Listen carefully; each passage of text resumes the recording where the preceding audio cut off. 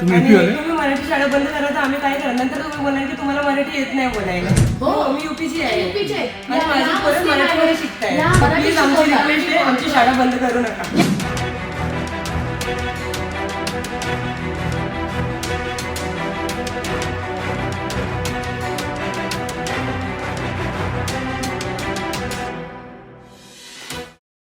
तुम्ही मराठी शाळा बंद करा तर आम्ही काय करणार? नंतर तुम्ही बोलाल की तुम्हाला मराठी येत नाही बोलायला.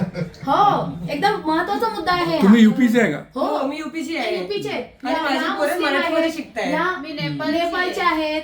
मराठी शिकवतात ते आपल्या मुलांना. मराठी प्लीज आमची शिकवतात. रिक्वेस्ट आहे, आमची शाळा बंद करू नका. यांना कशी मराठी येणार यांच्या मुलांना? माझं नाव शिलानंद गणेश नसरगंध असं आहे. आम्ही घरात जॉईंट फॅमिली आहे. जवळजवळ आम्ही 4 भाऊ एकत्रच आमचं कुटुंब आहे आणि त्या ठिकाणी आमचे 15 ते 16 मुलं त्या ठिकाणी शिकत आहेत. आता सध्या 9वी 10वी या ठिकाणी वर्ग बंद, म्हणजे शाळेला टाळाच लावून ठेवलेला आहे. आणि आम्हाला असं आम्ही शिक्षकांना कॉल केले, शिक्षकांना आम्ही विचारलं की तुम्ही आम्हाला शाळेचे मुलांचे आमच्या सर्टिफिकेट किंवा रिझल्ट आम्हाला द्या. तर ते सांगतात की आम्हाला या ठिकाणाहून कार्यमुक्त केलेलं आहे. मग तुम्हाला जर कार्यमुक्त केलं असेल तर आमच्या मुलांचं कसं काय करायचं पुढे? आमच्या मुलांचं कसं होणार जर का या ठिकाणी शिक्षक देत नाहीत? आता उद्याचा शेवटचा दिवस आहे ॲडमिशनचा. आमच्या मुलांना ॲडमिशन घेण्यासाठी आम्ही वारंवार फिरत आहोत इकडे तिकडे आणि आमच्यावरच आमचं घर चालत आहे. आमचे मुलं घरामध्ये असतात, त्यांना जर ॲडमिशनसाठी आम्ही इकडे दिवस रात्र मेहनत करतो आहेत आणि हे आम्हाला असे उडवाउडीचे उत्तरं मिळत आहेत.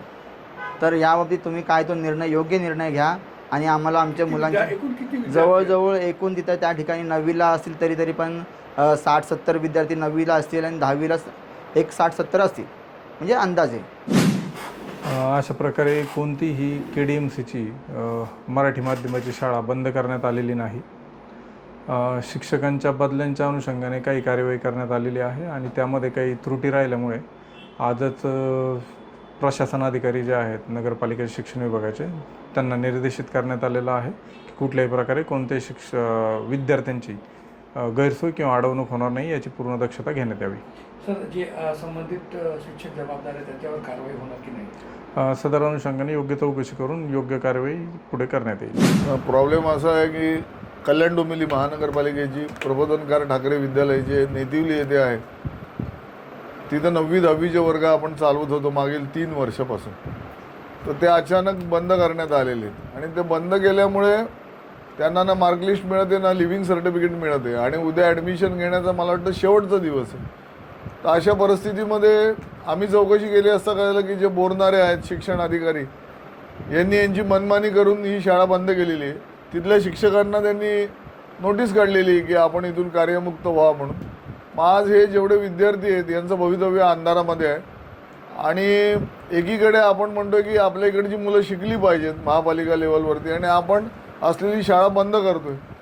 टोटल महाराष्ट्रामध्ये आता 66,000 शाळा या बंद झालेल्या आहेत विद्यार्थ्यांच्या अभावी आणि इकडे विद्यार्थी असताना आपण शाळा बंद करतो. हा कुठेतरी विरोधाभास आहे आणि आम्ही याचा निषेध करतो की कल्याण डोंबिवली महानगरपालिका एक स्मार्ट सिटी म्हणून सगळीकडे उदो करते आणि अशा परिस्थितीमध्ये नेतिवली एक विभाग आहे ज्या ठिकाणी एक कष्टकरी समाज राहतो आणि त्यांची मुलं शिकतात.